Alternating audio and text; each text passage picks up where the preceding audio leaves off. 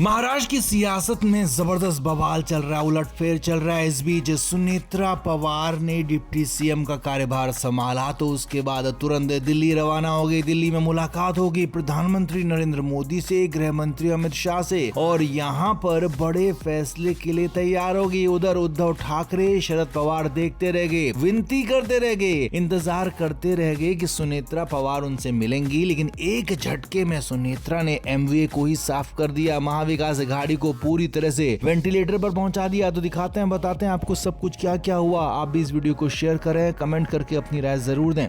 तो उद्धव ठाकरे और शरद पवार सुनेत्रा पवार से मिलना चाहते थे। शरद पवार चाहते थे कि उनकी पार्टी का विलय हो जाए अजित पवार वाली एनसीपी, यानी कि जो कि अब सुनेत्रा पवार वाली एनसीपी है। शरद पवार ने खूब कोशिश की, अपनी बेटी सुप्रिया सुले को आगे किया, प्रफुल्ल पटेल से बात की, लेकिन खबर यही निकल कर आई है, कंफर्म खबर, कि अब सुनेत्रा पवार ने वीटो लगा दिया है कि शरद पवार की पार्टी के साथ कोई विलय नहीं होगा, यानी कि शरद पवार की पार्टी अलग ही रहेगी। शरद पवार की पार्टी के साथ कोई विलय नहीं होगा, कोई गठबंधन नहीं होगा। और सुनेत्रा ने साफ शब्दों में कह दिया है कि अब इस मामले पर आगे बात भी नहीं होगी। और यही नहीं, उद्धव ठाकरे भी मिलना चाहते थे, कुछ गलतफहमियां थी, उनको दूर करना चाहते थे, लेकिन सुनेत्रा पवार ने उद्धव ठाकरे से भी मिलने से इनकार कर दिया और सीधे पहुंच गए दिल्ली। अब देखिए दिल्ली में क्या हुआ। दिल्ली में प्रधानमंत्री नरेंद्र मोदी के साथ पहले मुलाकात हुई, जिसमें सुनेत्रा पवार के साथ साथ उनके दोनों बेटे भी मौजूद थे। तो साथ ही साथ सुनील तटकरे, प्रफुल्ल पटेल भी मौजूद थे। और यहाँ पर इस मीटिंग में तय किया गया कि अब आगे क्या करना है। हालांकि सुनेत्रा पवार बिल्कुल एक शार्प पॉलिटिशियन की तरह फूक फूक कर कदम आगे रख रही हैं। अभी उन्होंने राज्यसभा की सीट से इस्तीफा नहीं दिया है, हालांकि वो डिप्टी सीएम बन गई हैं। अब उनको विधायक का चुनाव लड़ना होगा, बारामती से वो लड़ेंगी, लगभग तय है। लेकिन अभी भी